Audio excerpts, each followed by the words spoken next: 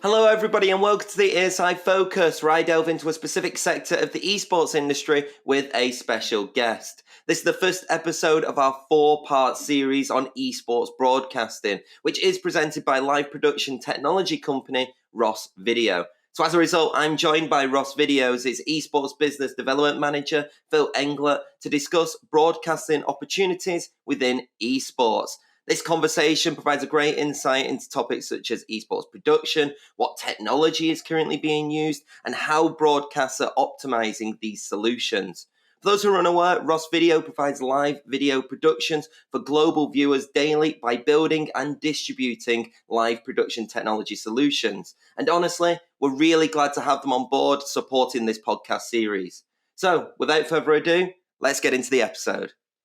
So, Phil, it's a pleasure to have you here, obviously, of Ross Video, but I'm, quite aware of you. We've chatted quite a few times, but for other people who aren't aware of you in this new 4-part series for ESI Focus on broadcast solutions, can you tell us a little bit about yourself and also a little bit about Ross Video? Absolutely. Well, first off, thanks for having me, Tom. Very excited to be here. Big fan of what you all are doing over at ESI, and very excited to dig into it. But a little bit about me. I'm Phil Englert. I'm the business development manager for global esports at Ross Video.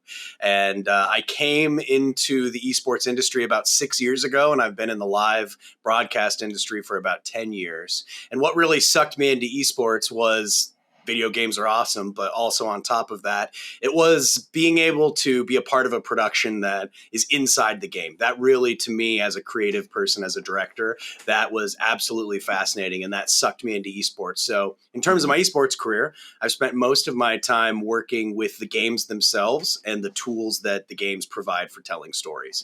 So whether that be virtual cameras, observers, as we call them, or any other tools from data and stats, as well as production equipment and figuring out how to use that on the side to make the productions as advanced and awesome as possible. So I've been focusing on researching games, on figuring out what the games have in terms of storytelling potential, and then working with teams to bring that storytelling potential to the audience and tell impactful stories. So that's a little bit about me. And I've been with Ross about a year now and have been absolutely loving it over here. And my job at Ross is basically to make sure that all of our products are positioned well for the esports industry. So I'm the esports evangelist at Ross. I'm the esports guy.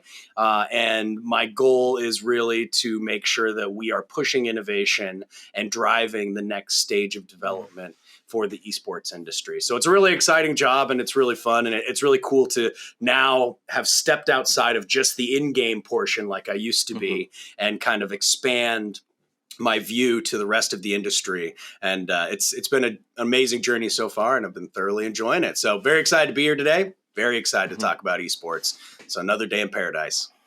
Yes, perfect. And I would say that you're probably then the perfect guest to talk about what our first topic is, which is esports broadcast solutions, kind of an overrun, kind of like a crash course over esports productions and the solutions that are currently being used right now. So we're obviously being Ross Video, having a broadcast solutions provider and manufacturer and production company as well on that side as well. There's a lot of facets we could talk into. So let's actually jump into like the first question, which I really have, which is how do you think is the best way to utilize broadcast solutions for esports broadcasts? Yeah, so I think that's a very deep question, right? Because there's a lot of caveats and a lot of criteria you need to look at when you're determining what the best way is. You need to look at, is this an event where you're going to benefit from having fans and players and talent on site? Right? Is this an event which is more focused on having the players stream their feeds in remotely? And so you kind of have to first look at which kind of flavor of the broadcast you want. Of course, each one will come with different budgets. Each one will come with different restrictions, different difficulties. But in my eyes, I think, kind of the best way to go about an esports production is a full blend of real not old school, but traditional live production equipment, as well as the new tools that computers and the gaming industry can provide for us. So in my eyes, it's really finding that perfect balance where you can build workflows that are custom to the team and the game so that the team can really operate efficiently and communicate well in order to be able to capture the moments that are happening in the live broadcast space. And so to do that, you need flexibility. You need scalability, and then, of course, you need that innovative mindset that the esports industry thrives on. So that's kind of, I guess, a broad way for me to answer that question. Is the best way to look at broadcast is broadcast changes. The live environment will change on you in a second. It is live. So from that standpoint, that flexibility is very important in terms of being able to pivot, being able to capitalize on moments that present themselves because you're ready to be flexible. You're ready to be able to capitalize those moments. And then in terms of scalability, each game and each show is very, very different. So depending on the game you're covering, the workflows could be very complex or they could be much more simple. Like for a fighting game, for a fighting game, you're not going to need a lot of observers. You're not going to necessarily need a lot of sources unless you have a ton of players playing in the game all at once. So it's really looking at what game you're covering and what the purpose of the tournament and the event is as a whole. And then within that, dialing back the scale or dialing up the scale as it is needed for that specific iteration of the game and show. So what do you think of some of like the basics that are needed for an esports broadcast in terms of the solutions that you actually need to kind of run a broadcast effectively? Because obviously, I guess the magic of esports is that you could just generally stream a game and technically class it as a competitive event. But in terms of like actually making it a production and a broadcast kind of scene, like for example, what the LEC, the LCS, even like Wild Rift, TFT, or I've basically named all the right titles, but obviously CS:GO and everything like that. How do you kind of how do you break down what is needed to run those broadcasts? So the way that we kind of talk about it is we talk about the production backbone, right? So the production backbone those are the main elements, the main pieces of hardware or software that you need to really have a solid production that has a lot of features. So that backbone includes your graphics system. You need a way to present lower third graphics with the names of the talent or players. You need to be able to have potentially backgrounds for when you have box looks to have multiple sources on the screen at once. You need to have stats and different elements like that and wipe transitions that look cool and match the branding of the game. So you need your graphics engine. So at Ross, we have Expression. That's our graphics engine. But there are also other graphics engines out there. I'm, of course, biased.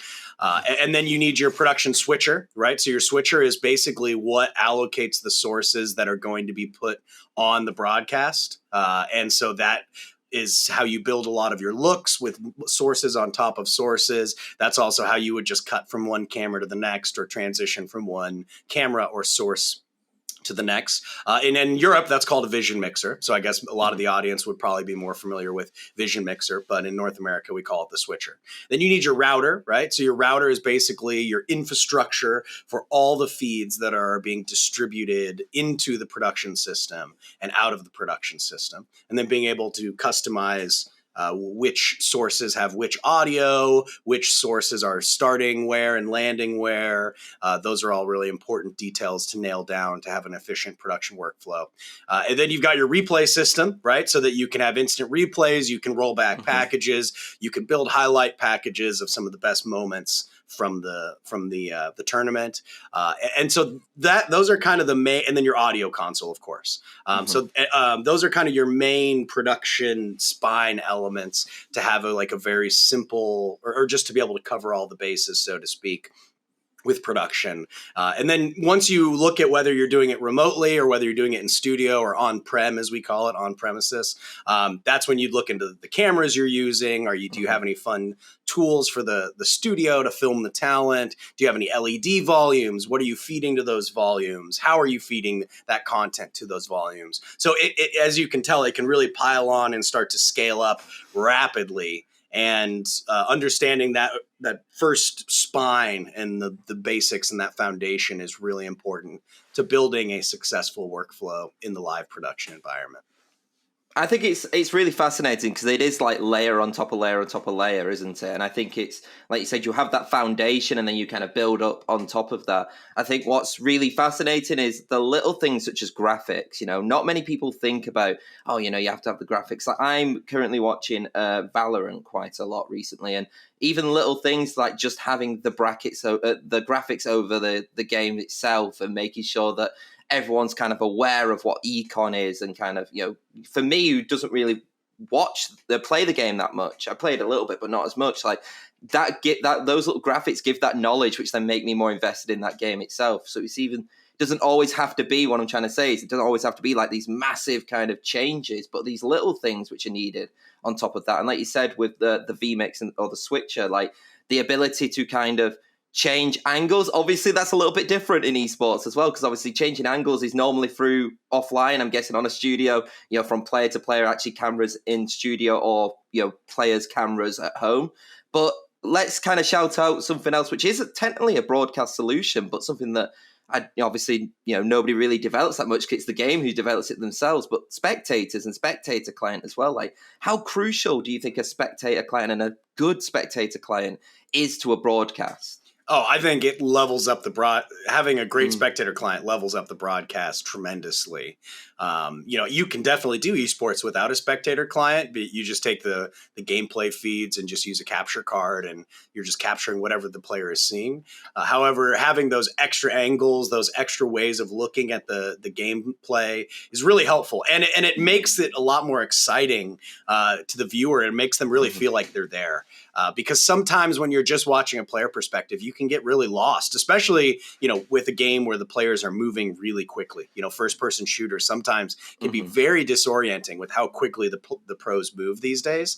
So from that standpoint, having those extra angles and those extra camera points to really show you the context of what's happening in the story are very, very important, and are really driving, in my eyes, the storytelling language of the broadcast industry as it pertains to esports. And honestly, just speaking from my personal opinion, and my personal experience, whenever you get to work on a game that has an amazing spectator client, it is a treat. It is this creative, limitless region where all your cameras can be drones. All your cameras can get inside the player's head. All your cameras can latch themselves to the player and just, have the camera automatically follow the player while you adjust certain aspects of where the camera's positioned. So once you start having all those tools and toys to play with, that's where it really becomes fun as a director. And it really becomes this, it's not the question of, all right, what do we have to do based off of the limitations of the tools? It's the question of, what can we do given all these awesome features that the tools have? And once you kind of shift that mindset, that's where the broadcast really takes on this whole new quality of substance and excitement that you can tap into and deliver to the viewer. So absolutely.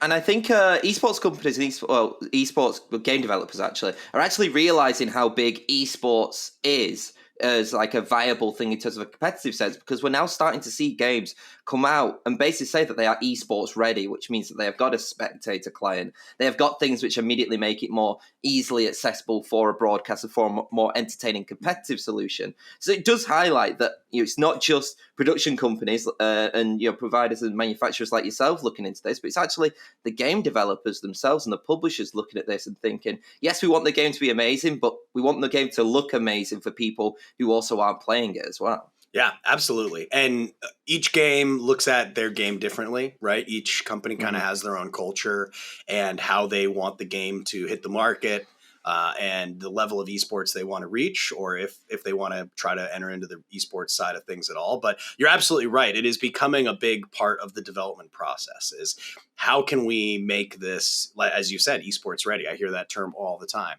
And it really does make a difference. And it's not only the tools to view the game, it's also just the competitive landscape that the game provides. Does this game provide a compelling competitive environment for people to really play at a high level? And I think, in my eyes, I heard this a long time ago, which is the best games for esports are easy to learn, but hard to master. And I think that kind of opens up the door for a popular esport, because then you have a lot of people that are playing it casually that love the game because it's easy to learn. They haven't mastered it by any means, but then that drives them to get better. And then when they watch the pros, there's that gap of, oh, these people have mastered the game. So that's what I aspire to do. Or that's, I want to watch the best people in the world play the game. And it's a game that I love and play often, but I'm not playing at that caliber. So that's kind of how I like to look at Esports Ready is, do you have the spectator tools, but also is the game itself a game that is going to breed competition and be really exciting for viewers of all playing calibers. I think as well, what's really fascinating about looking at broadcast solutions and even detailing them is that some things you don't even think of as broadcast solutions, such as like spectator ability and having a spectator client, but obviously, everybody knows probably the first thing you say when you say broadcast is people say cameras, but cameras are especially important and more important sometimes, obviously in traditional sport, but actually are growing in esports as well, of actually having cameras of players themselves. And obviously, this is more a broadcast solution for LAN events and for offline events where actually players can actually be in a studio and stuff. But how good is it in terms of how you're seeing it right now, in terms of how cameras are actually being utilized now in esports broadcast? Because even that little change has kind of adapted the way that I think esports is seen, because it's not just now one still camera on 4 computers. You're now getting close-up cameras. You can see like little cameras now, which are actually right next to the monitors themselves. You see in the roaming cameras, especially when you have things like pick and ban phase. How crucial do you think it is to have different kind of types of cameras and different roaming cameras in a broadcast, especially for offline events? I think it's very important and very crucial. Having the different real world cameras, so to speak, and the tools like jibs and, steady cams and PTZ, which are automated cameras that you can control with like a joystick. I think it's really important. And in terms of the face cam and adding players' face cams in, I think in my eyes, that is a crucial element for the viewer to connect with the player. So I think it's something that you see being pushed for on every esports production. Every esports production wants to get player face cams. Whether they have the means to do so or not is not always defined, but they would like it. And what it does is for the viewer is it really binds you to the human behind the gameplay. Oftentimes when you're just watching gameplay, it feels cold. It almost feels like, there's no personality to it. But when you're actually seeing the human who's in that stressful situation, when you're seeing the human who is in that celebratory moment because they just won, that is really what drives us towards esports as viewers, is people, right? We love esports because we want to connect with people. We want to connect with people that share the same loves that we share for a certain game or a certain genre of game. And we want to be a part of that community while watching and connecting with somebody that is also a part of that community. So having that face cam there and then binding that face cam to the gameplay perspective, it really completes that human connection, which we're all seeking and we're all, hoping for. And so in my eyes, I think it's absolutely crucial. And I think as face cam technology increases and gets better, we're just going to see, better quality face cams, better lighting, things like that. And it's really going to continue to make a huge difference. And I also think it's a great opportunity, as you mentioned, with some kind of the subtlety of game branding and graphics is, putting a border around the face cam with a nameplate and having that border and nameplate be branded to the game itself. It builds that extra layer of cohesion between the game and the broadcast. And when that happens, that's really special. And as I mentioned, the fans are there because they love the game. And so as much cohesion as you can build between the look and the feel of the broadcast to the game itself, that is really going to drive engagement of fans. And it's going to make it a memorable esports event for them that they'll tell their friends about and post about for years to come. Yeah, I think it was definitely something that I kind of realized when the pandemic first kind of started and everything went remote. Because while esports was, yes, able to continue, and obviously we'll talk about the development of work from home solutions, remote solutions in a little bit. But while that was still continuing and obviously growing, and there was a sense of a disconnect I felt sometimes, because there wasn't those cameras, there wasn't those, when a clutch play happened, you kind of didn't see that player's face. And you kind of, I think the best we really got out of it was kind of having the team rooms themselves recorded and sent over. But it's something that I think as a broadcast output, it's something that actually esports was very well behind from traditional sports. Because obviously, with traditional sports, with football, soccer, you could kind of see a goal scored. You could see the emotion from the player's face where as soon as they've scored the goal. Where I kind of felt that there wasn't that during the pandemic for esports because there wasn't those face cams, there wasn't that technology, and obviously you could tell that a lot of broadcast companies and a lot of production companies also realized that as well, because they were very much trying to find ways of trying to bring those players and that gameplay together through remote productions. To then jump onto that then for you, Phil, what were some of like the new solutions that were being created to make sure that that happened? Yeah, some of the ways that we saw the world develop, and we developed solutions to make sure that we still had that blending of face cameras and that level of personal touch to the broadcast, was really, you mentioned that the esports industry was already kind of set up for it, which I think is very true and was very helpful to us when we started the transition during COVID. I wasn't working with Ross at the time. I was actually working with Esports Engine at the time when the pandemic hit. And so there was a mad scramble for us to get ourselves set up to be able to work from home and also be able to have broadcasts happen from the remote space and from home. And the nice thing that we had was a lot of the players already were set up. A lot of the players had nice DSLR cameras because they streamed. They had great computers. They have great internet connection because they stream. So it was really a question of how can we get them to send their feeds to us, and how can we receive high quality streams that also have their face cams integrated in them. So what we kind of ended up coming up with was the players ended up having to do a little bit more work than they did if they were to come into a studio environment where we had a big switcher and we had a lot of tools to play with to build different looks and to include their game cameras with their gameplay perspectives. And so the players themselves, oftentimes, depending on the show, they would actually put their own face cams with their gameplay and stream it to us. So that was one method. But then later on, we realized that not every player had a good setup. Most players had a setup, but not every player had a great camera or a good enough connection. So at that point, that's really where, these specialized kits started being created that would be sent to players. And I think that's what we now see with a lot of the bigger tournaments is we'll see the companies sending out a kit with a laptop, a webcam, or a good camera, solid connection devices, and that way they can also not bog down any of their own PC bandwidth or performance of their computer, so that they can play the game at the highest level. So a lot of those kind of developments came along because it was a real pain in the early days to QC all of those player feeds. So the engineering teams and the IT teams had to go through with each player and say, okay, how's your camera? Can you position it a little this way? Do you have any more lights you can turn on?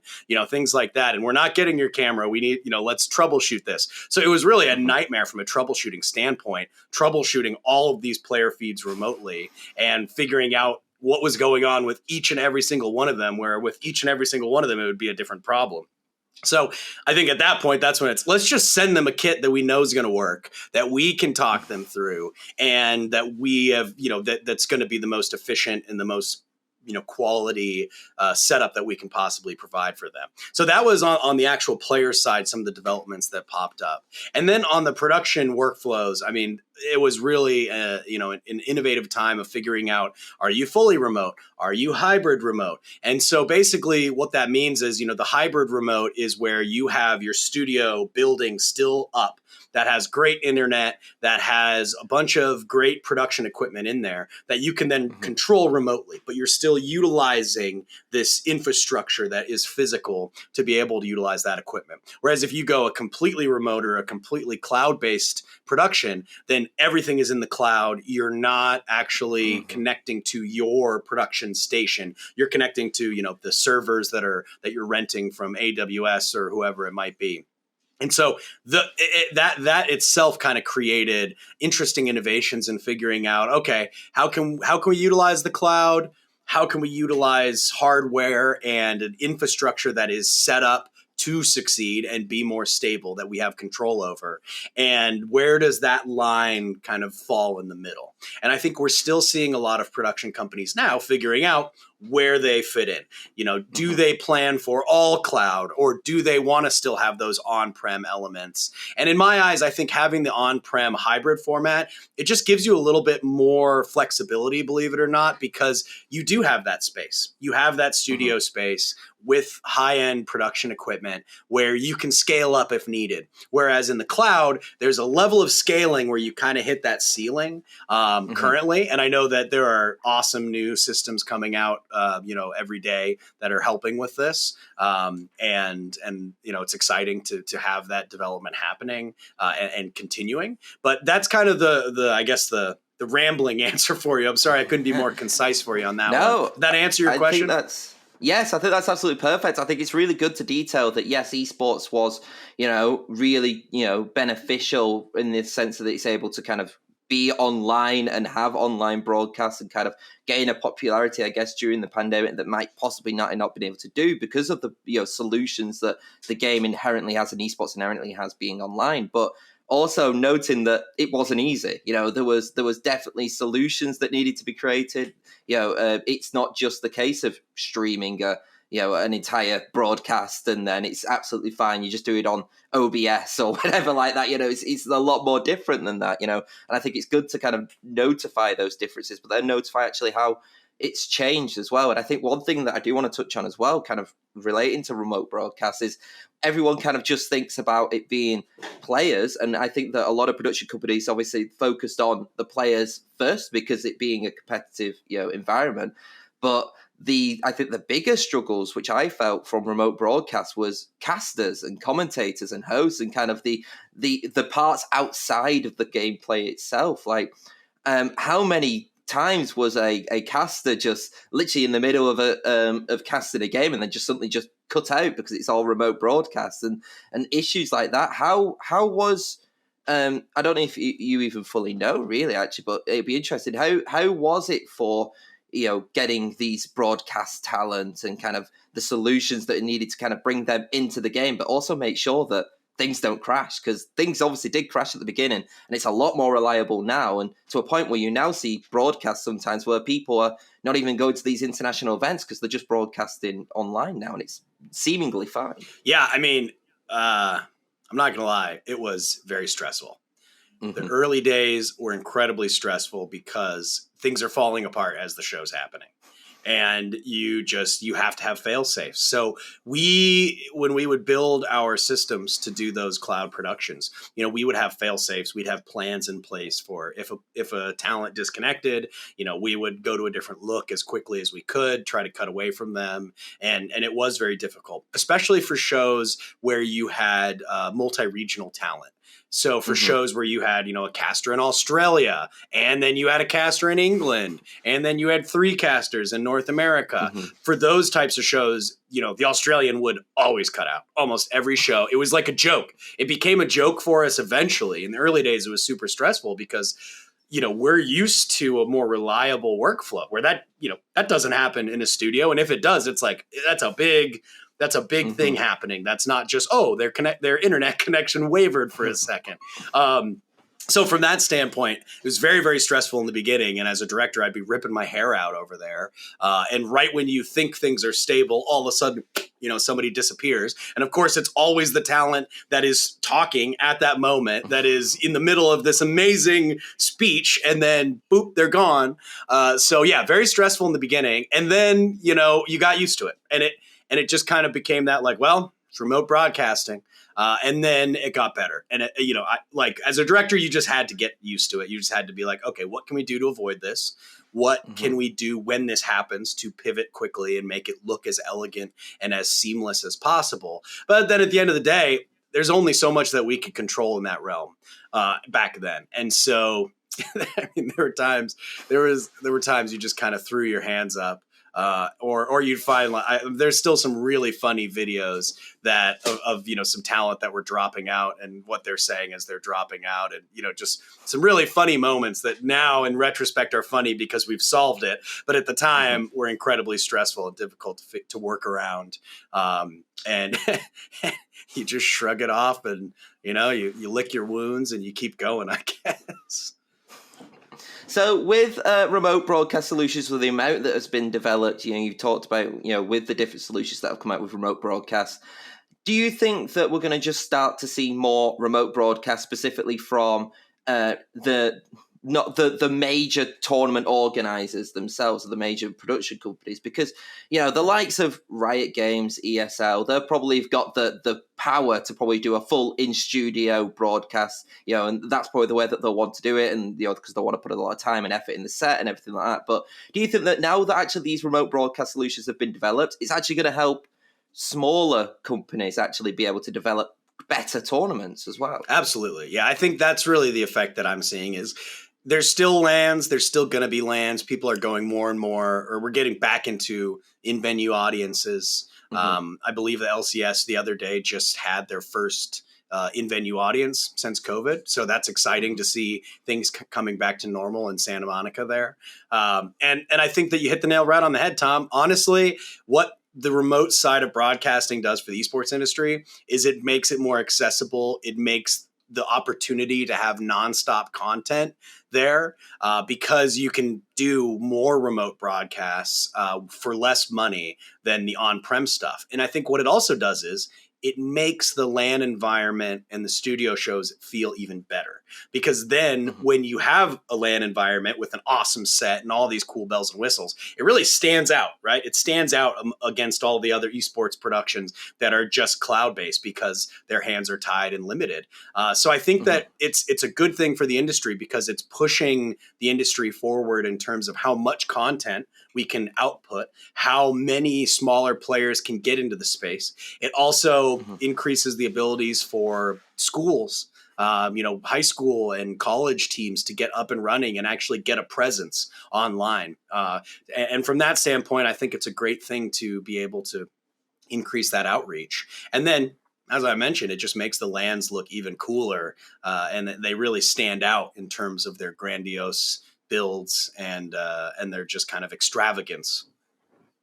Yeah, definitely. I think it's good that we are starting to not just see LAN events just kind of take over. Which a LAN event is always going to be good, but it is nice to see like these a lot more amateur tournaments and a lot of the semi-pro tournaments also be able to now broadcast it. Some amateur tournaments couldn't even broadcast really like a few years ago because they just didn't have the solutions available. And with how technology works anyway, as soon as the first solution is always the most expensive, and then as updates to that solution come, it becomes significantly cheaper, which then makes it more accessible to other people. Obviously, the whole COVID situation did a lot of difference with that in terms of being able to get the stuff in and everything like that. But now we're starting to see further updates in this technology, which is now reducing prices, making it easier. But we're not an economic podcast, so we're not going to go further into that. But in terms of then, I want to move on a little bit and talk about title specific. And do you think that broadcast solutions are kind of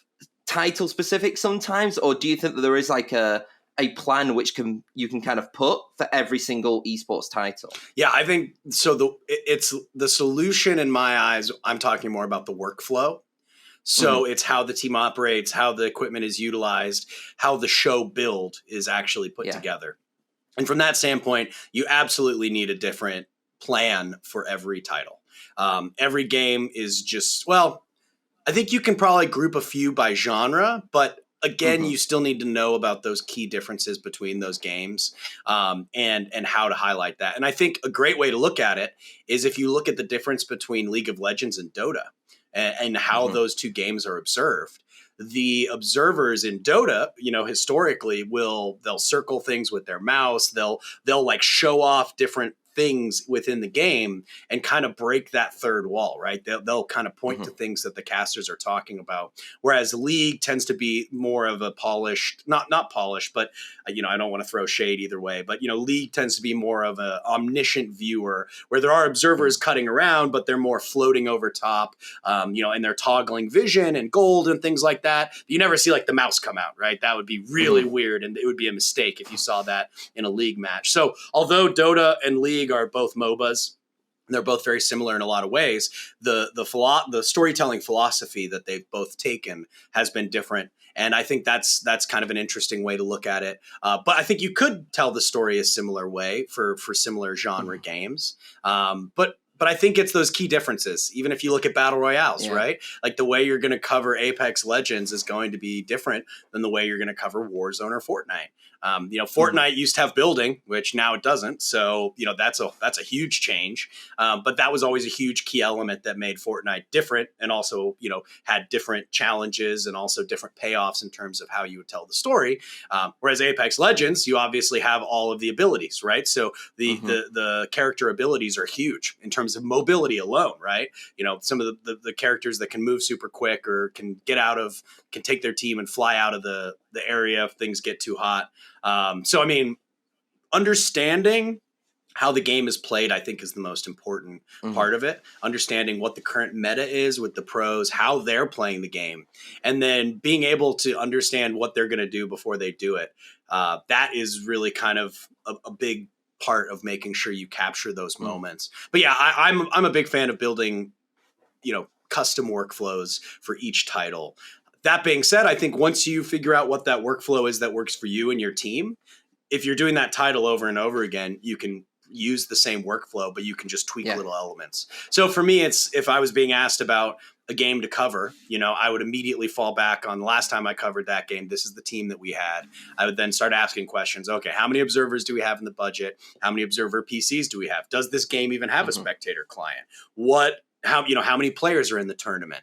Things like that. You start asking those questions, and then based off of the criteria that's put forward, you can then build the workflow to basically fit exactly what the game needs and the tournament needs, because every tournament's different. If you're going to do a Warzone kill race, you're going to cover that very, very differently than if you're doing a closed lobby Warzone tournament. Right. So it's really looking at every part, not just the title, but also the format of the tournament and the team that you have and the budget that you have for that event that will inevitably drive the decisions you have to make in terms of building the workflow. So in terms of building then the broadcast then from a technical standpoint as well, something that I'm actually really interested in genuinely is there any differences between kind of the solutions which you use for League of Legends and compared to League of Legends Wild Rift? So from a PC to a mobile, or can you use the same things which are now, the same technology which is now being used to kind of broadcast PC and adapt it to mobile, or is it different technology altogether? It varies from game to game. So in terms of League of Legends and Wild Rift, last time I worked on a Wild Rift event, it was when the game was first coming out. So they didn't have a spectator client yet. So you couldn't cover it the same way that you would cover League, right? But that being said, I think that a lot of it also depends on if players are on site, right? Because if players are on site, you're going to have a different face cam angle. You're going to probably want to get a few shots of them actually playing the mobile game, holding the device that they're playing it on. But in terms of, once there's a spectator client involved, then in my eyes, it really just becomes about the substance of the game and less about whether it's mobile or PC or console. Because once you have the spectator client, it kind of becomes all the same, right? Especially for a game like Wild Rift, where it's the same view, like the way you're looking at the characters and the champions when you're playing Wild Rift is the same as if you're playing League, right? Yeah. It's that same angle. So then if you add the same spectator tools, in my eyes, there's no reason you wouldn't cover it very similarly. That being said, though, I do think there are some interesting concepts that you can play with, right? Which is the way you play a mobile game is you've got these regions on the phone, which, once you put your finger on that region and do a certain movement, that triggers, an effect in the game similar to a keyboard or a mouse. So I think it would be really cool to, kind of get an overlay, right, of where the player's fingers are for an analyst segment afterwards. So you can break down during an awesome play that you saw what the player was actually doing with their fingers. And, you see that with a lot of streamers who have the cameras on their mouse and keyboard, things like that. And I think just the mobile side of it is intriguing to me in terms of the mechanics that are needed to pull off high performance gameplay compared, it's just kind of a different slice of it. But yeah, that would be my answer. It really comes down to if there's a spectator client or not. If there isn't a spectator client, then you have to work with what you're getting. You have to find a way to capture the gameplay from the devices themselves, which then from a technical standpoint becomes a bit more of a logistic nightmare, because now you're basically having to utilize the device that is actually playing the game to capture the footage that's coming from the game, which of course that can be dangerous, and it can also potentially decrease the the performance of the game. So there might be some competitive integrity issues there of making sure that, the players aren't like having lag and things like that.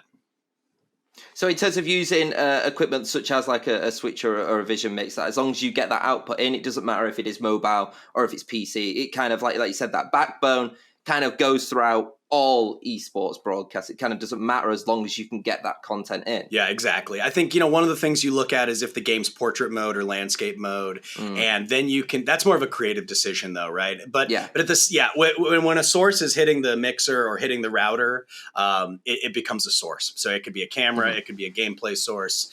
It's a video and audio source of some kind. And then really what is important is the creative decisions you make with those sources, and then the workflow you build to get from source to source in an elegant and compelling and effortless way.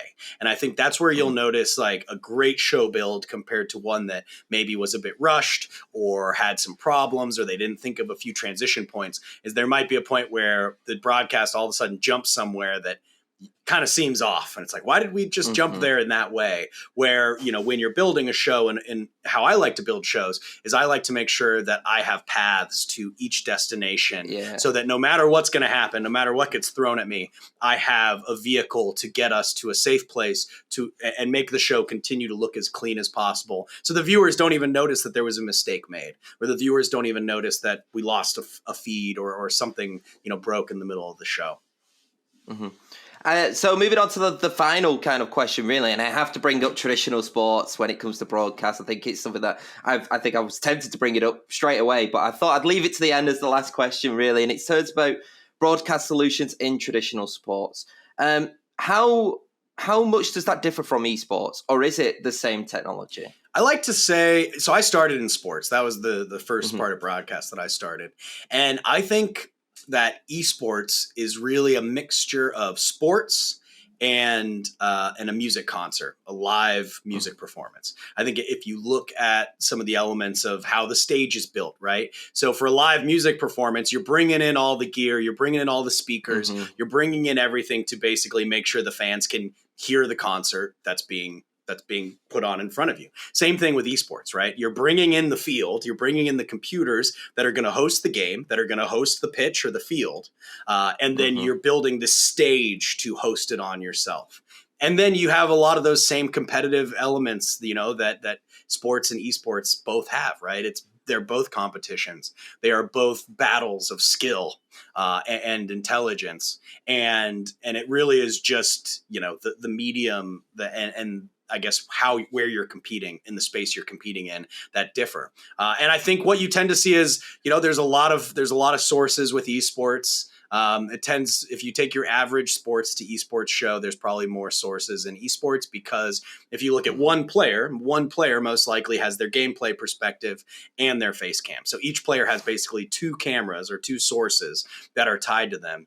Whereas in sports, like if you take American football, a couple of the players might have face cams or helmet cams that they use for replay packages and things like that. But otherwise, it's a lot of camera people that are aiming at specific players at certain moments, and it tends to just be more eyeballs on the pitch Whereas in esports, you kind of have these different types of eyeballs, right? Like you'll have the gameplay source and the observers, which are digital. Then you'll have real physical cameras. And so in my eyes, though, it's not completely different, right? I think that at the foundation and the core, they're the same, which is that we watch sports because we want to connect with the athletes that are playing the sport, and we want to feel that competition. We want to be a part of that competition.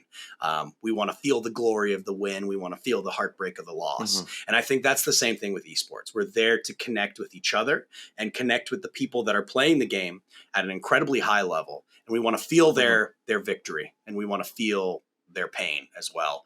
And so I think it's really just about how do we deliver that to the viewer? That is the real question. And how do we do it in a way that is clear to them, that is contextual to the story, and is impactful emotionally? And those are kind of those three storytelling beats that we always in esports have tried to hit. Because not every game is easy to look at. Not every game is easy to pull the details out of and understand what's happening in the tournament and how the tournament is unfolding, and then also making sure that the fans feel it. Because if the fans don't know the importance of a moment, if it's not delivered to them in the right way, then we're going to lose that impact, and we're not going to succeed in really building a compelling and impactful narrative. Phil, it was an absolute pleasure to have you on the podcast. I know that we could definitely talk loads more about the specific intricacies of esports broadcasts. We probably will do after this podcast has been recorded anyway. So, and we'll definitely talk about TFT, which we haven't mentioned yet. So I think we've done really good not talking about that, considering we basically talk about it every time. But is there any last words that you have to say about kind of the way that broadcast is going right now in esports? I guess I would just leave by saying it's a really exciting time in the industry. We're seeing more global growth in esports than we've ever seen in the industry, which is fantastic. A big part of that is mobile gaming. We're seeing, like India and Southeast Asia just blowing up with esports. And that's really exciting. It's really cool to be a part of an industry that's trending up and is really kind of starting to explode. And I guess if you're interested in esports and you love esports, just remember that there's a lot of other people out there that share your passion and share your love. So make sure you're getting connected. Make sure you're looking at all the news that ESI is putting out, and make sure to check out Ross Video. We have a lot of cool solutions in place, and we've got some new ones that are on their way that I think are going to be really exciting for the industry. So make sure to check out our website, rossvideo.com/esports, and you can see kind of what we do and the products we make. And how those products can be utilized to level up your esports production. So it's been an honor, Tom. It's always a pleasure to talk to you. And thank you so much. I'm humbled to be a part of this podcast and this experience. And all you esports people out there, game on, my friends. And hopefully I'll meet you or see you around. And feel free to add me on LinkedIn. I love to connect with other esports people on LinkedIn. So I think that's about it for me. It's been a pleasure. I thoroughly enjoyed myself. So thank you, Tom. And that's it for today's ESI Focus. It was a pleasure having Phil on, and I can't wait to show you even more, because this is only the first episode of 4 on esports broadcasting, where we'll have a variety of other guests as well. So I'm really looking forward for you guys seeing, listening, and interacting with these episodes in the future. Just a reminder that this was made possible thanks to Ross Video. So if you do want to find out more about their esports solutions, then check out their esports page, which is at rossvideo.com. If you do like the content that you see here at Esports Insider, don't forget to subscribe on YouTube, or also follow us on any podcast platform that you are listening to us on right now. But until then, though, I'll see you next time.